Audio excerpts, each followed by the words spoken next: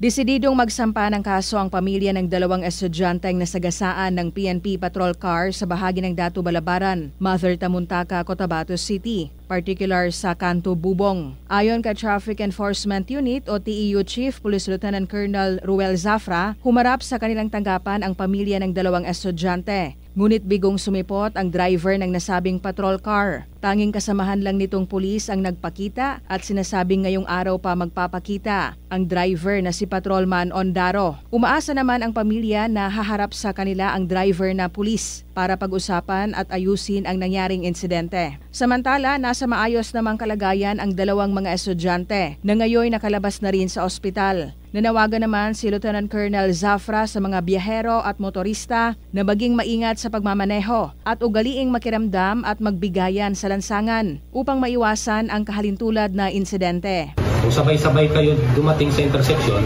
dapat kasi ang may right of way dyan is yung nasa kanan mo. Unless, nauna na nakapasok.